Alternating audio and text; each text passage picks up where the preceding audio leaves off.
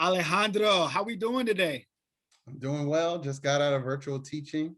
Just got off the call with my students. It's always lovely to see their smiles every day. So doing well. How about you? I'm doing just fine, bro. Virtual teaching is what we're going to talk about this entire segment. You're the DC Teacher of the Year for 2021, a huge accomplishment. Can you take us back a year to March 12th, March 13th, when they told you that schools were going to be closed and paused for in-person learning? Yeah. I mean, it's crazy that it's already been a year. I remember when we started getting notifications that some schools around the country were starting to close down. And I remember we were at a school assembly and it was a talent show. And as a fifth grade teacher, I was the last teacher for that group. So I remember that this time could have been like the last time that I saw them. At this time, we didn't really know much about COVID, and I didn't know how frequent, I would see them. But, I do remember giving them hugs and high fives and taking pictures with as many as I could. But, that first month was tough. It was really tough, especially because we really understood the depth of the digital divide, especially at our school and around the country. Most of our school or most of our students didn't have access to internet or computer or either or, which was a challenge for the first few months to just get in contact with them.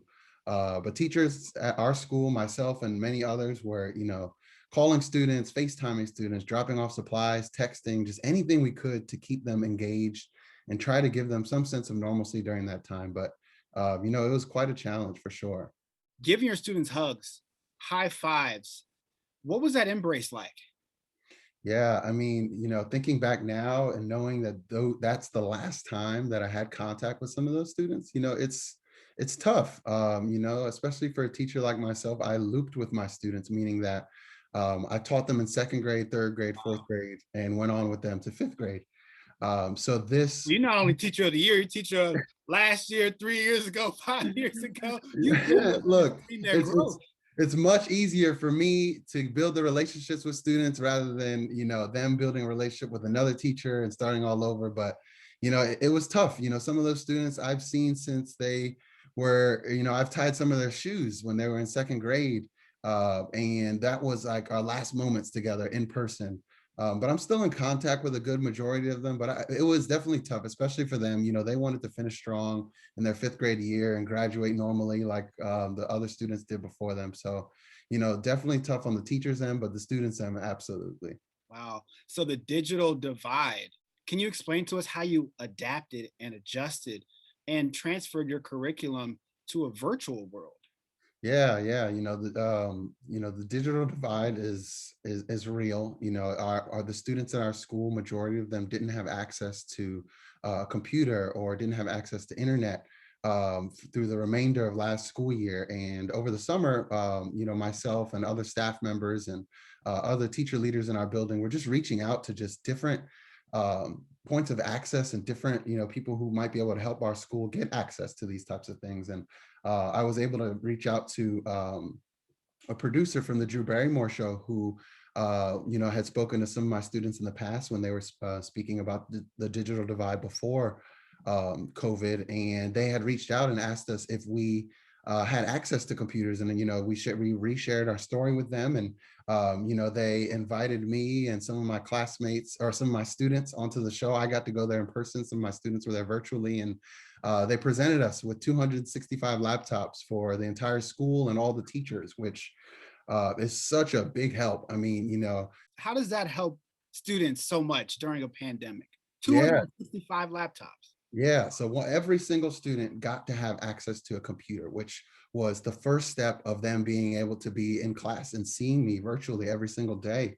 And with the help of our district, we were able to get hotspots for a lot of the students as well. So that really made that connection for us to be able to finally see each other and have face-to-face meetings again. Something that, some of the students were used to seeing me every single day for the past 3 or 4 years. So this kind of helped us just reconnect and being able to see each other and speak with each other. And, to think that some students had been receiving this type of instruction since the pandemic begun.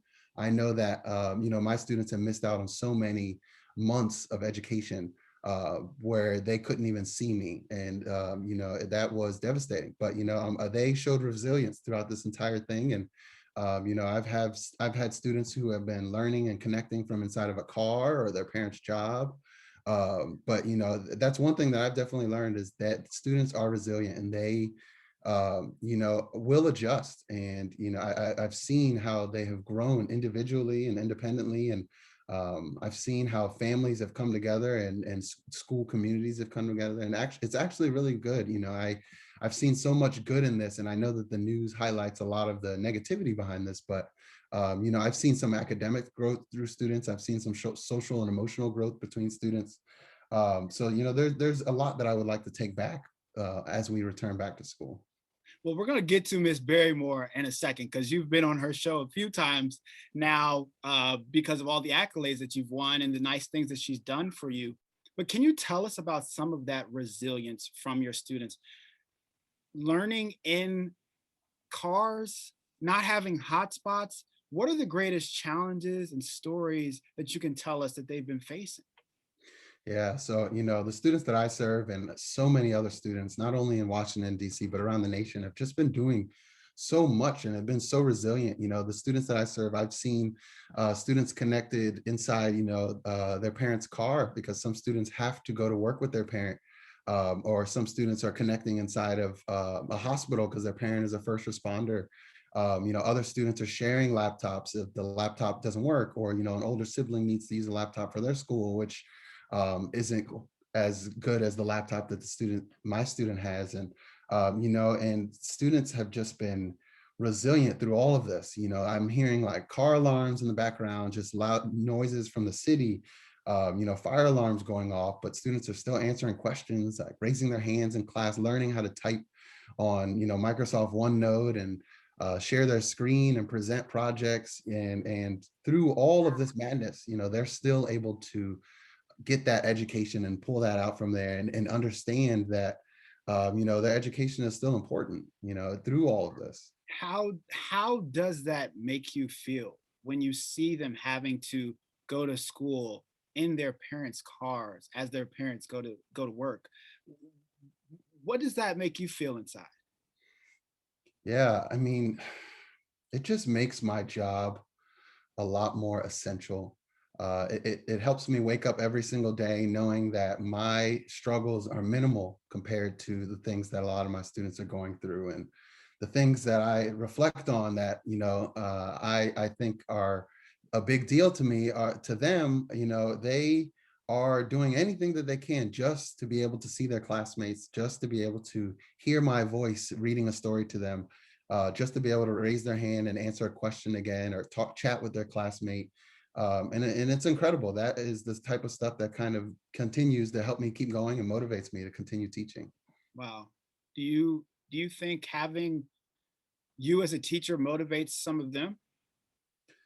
I'd like to think that, and yeah, for me especially, it's been helpful because I did loop with these students and I've taught these students before. So we have those relationships that I had established when we were in person, and those relationships have definitely been helpful for when I'm trying to get in contact with a student or their family, or a family who might be uncomfortable with sharing certain details with the school, but has a good relationship with me, and can trust that I am going to do the best that I can to help them in their situation. So for me, me having this relationship with students has helped me, continue to do the things that I do in the classroom that we would normally do if we were in person. So you talked about a little bit of the struggles, the challenges, and also the resilience of these students. But as a teacher, you've shown a lot of resilience as well. And someone like a Drew Barrymore gifts your students and your whole entire school 200 laptops. Can you take us to the moments that were the highs for you? Yeah, I mean, during such a challenging year for teachers and students and, everyone really, being recognized as a teacher is huge, and yeah, I like many other teachers don't come into this profession to be recognized. There's so many teachers that, especially at my school building and around the nation, who just clock in and clock out every day, and have been doing this thing for, 20 plus years. And we don't get into this, job for honors and recognition. But it feels good. It feels good to be recognized. That's honestly something that has kept me going. And, I do feel that other teachers around the nation should be recognized as essential workers, as heroes, as frontline workers, first responders. They are the ones who are doing this thankless job day in and day out. And, every single teacher has made sacrifices that, so many people won't hear of or won't hear about. But, I think that every teacher this year should be awarded Teacher of the Year and should be honored and recognized. Alejandro, I want to thank you so much for saying that teachers are essential workers and responding in the midst of a pandemic. You know, the children are our future. It's so cliche to say things like that, but that's the truth and that's the reality of what we're facing right now within the digital divide. Um, so, what is it about DC? I'm a product of DC. I'm a native Washingtonian, and I went to public schools up until fifth grade through middle school. But what's it about working with these students in Ward 7 at a DC public school? What does that do for you? Yeah, I mean, the reason I returned to this area is because I had an inspiring teacher who, altered the trajectory of my life. My parents didn't go to college, but I had an inspiring teacher who pushed me and introduced me to college and, introduced me to Virginia State University because he actually went there. Okay, Uh, Trojans. I yeah, see the yeah, banner in the background. We got to right, shout out right. our Of HBCUs. We course, got to. always, always, always. And he was the first person, Mr. Harris, my seventh grade music teacher. And I'll never forget, he would come into school with a shirt and tie each day and shook my hand and really treated everybody with respect. And, he made me view myself differently. And, after I left his class, we kept in contact and, I wanted to do more with my life. And so me having him as a teacher, changed the trajectory of my life. And that's, the type of teacher that I aspire to be in the classroom. And especially after learning that in grades 3 through 5, and Black boys having a Black teacher are nearly 40% less likely to drop out of college and nearly 30% more likely to pursue college. And when I had my teacher, that he was the main reason why I went to college. And I just want to make sure that my students still have those experiences and still have the opportunity to go to college and have the opportunity to expand their horizon beyond DC, and then hopefully come back to and return to DC, and also provide help to other students and other people in their community. But how do you connect and reach these students, these young Black boys, these young Black girls through a computer screen during a pandemic that is causing a depression, that is disproportionately affecting Black, Brown, and Indigenous folks? How can you connect with them like your seventh grade teacher connected with you? Yeah, no, and that's really tough. And luckily I have these relationships with students from last year. But still, I'm still learning about them and I'm learning a lot more about them, especially that I have a window into their lives now with this computer that they turn on every day. And there's things going on in the background and there's things happening in their life that's still going on and they're still going through so much. And me being their teacher and already having some sort of idea of what was going on was helpful, but now to see it and to see that they're living in it, it helps me provide them instruction. It helps me understand that I can't assign homework to certain students because I know that, their parent works a night shift and they're with their parent at the night shift. It helps me understand that there's certain students who aren't able to turn on their camera because there's just so much going on in the background and they're uncomfortable with sharing their background or their screen. So, me being their teacher, it's, I think it's made it a lot easier just because I have gone through a lot of the struggles that they're going through as well. Wow. The one thing about COVID-19 is that it's given us this community because we're all in this together. Every single person nearly in the world is going through this pandemic right now, whether you're a teacher or a firefighter or a movie star. Um, So this community that we are living in currently, what has it taught you? What has COVID-19 taught you as an educator? Any lessons that you want to pass on? Yeah, I would say the biggest thing that I've learned this year, especially, has been the resilience of our young people. And that's just not my students, but the young people who are on the streets marching, the young people who are demanding justice. My students as well, they are also writing letters to policymakers and having these conversations in their own homes and with family members. But the resilience that the students of this era have is amazing, and it's influential and it's inspiring. That they are doing something that students never have done before, learning online virtually.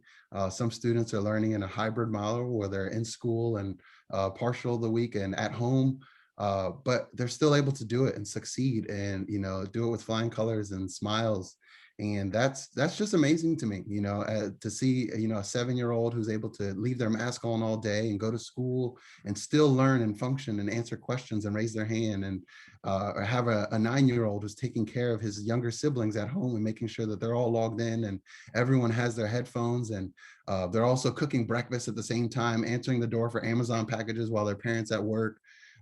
And to see all this and to know that they still rush back to the computer to make sure that they have their assignment submitted, that's amazing to me. It's amazing, and it keeps me going every single day. It's almost like, what can't these kids do, right? Yeah. Like you said, with national protests and being involved in politics, and DC trying to become the 51st state, and everything that's going on with social justice, our young Black boys and girls have done such an amazing job in the midst of adversity. And also their teachers like you have been doing an amazing job. The teacher and the student have so much power over the last year. And I want to thank you so much for, opening up to me and coming on this show, and just giving us a little bit of what your life has been over the past 13 months. I want to thank you, DC Teacher of the Year 2021, Alejandro Diasgranados. Thank you so much for coming on to this show. Is there anything else that you want to leave us with and educate us with? Sure. Well, first of all, thank you for having me here. And, for anyone who's watching, definitely thank your teachers out there, former teachers, current teachers, your children's teacher. Teachers are doing so much this year, and it just goes unthanked. And a simple thank you can definitely go a long way.